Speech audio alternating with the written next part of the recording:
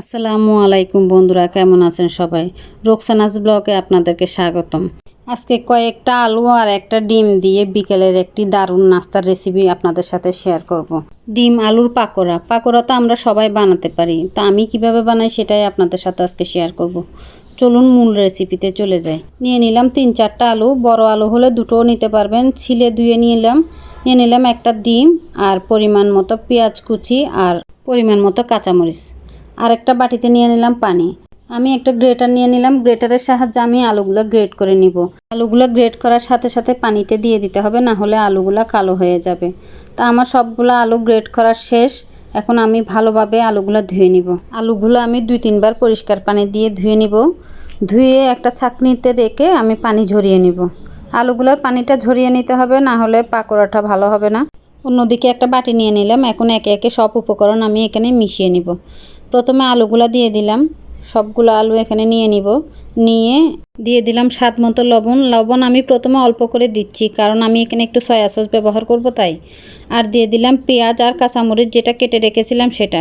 পেঁয়াজটা আমি আলতো হাতে ভেঙে নিব, বেশি কষলাবো না, কষলালে পানি বের হয়ে যাবে। এখন এখানে দিয়ে দিব আমি 1 টেবিল চামচ পরিমাণ চাট মশলাটা আপনারা চটপটির মশলাটাও ব্যবহার করতে পারেন, আমি এখানে চটপটির মশলাটাই ব্যবহার করেছি। দিয়ে দিব 2 টেবিল চামচ পরিমাণ টমেটো সস, 1 টেবিল চামচ পরিমাণ সয়া সস, আর দিয়ে দিব একটা ডিম। আপনারা চাইলে যদি বেশি বানান তাহলে 2টো ডিমও দিতে পারবেন, আমি একটা ডিম দিয়ে করছি। এখন সবগুলো উপকরণ আমি হাতের সাহায্যে ভালোভাবে মাখিয়ে নিব। মাখানোর পর দেখবেন একটু পানি ছেড়ে দিয়েছে, ওখানে আপনি চাইলে ময়দা না হলে কর্নফ্লাওয়ার মিশাতে পারেন। আমি এখানে অল্প পরিমাণ ময়দা দিয়েছি। ময়দা দিয়ে আমি মাখিয়ে এটা 10 মিনিট মতো রেস্টে রাখবো। আমি এখানে 3 টেবিল চামচ পরিমাণ ময়দা দিয়েছি, আপনারা চাইলে আরও বেশিও দিতে পারবেন। আর দিয়ে দিলাম হালকা মরিচের গুঁড়া দিয়ে আমি ভালোভাবে আবার মাখিয়ে নিব। নিয়ে চুলায় আমি একটা কড়াই বসিয়ে দিলাম। কড়াইয়ে পরিমাণ মতো তেল দিয়ে দিয়েছিলাম।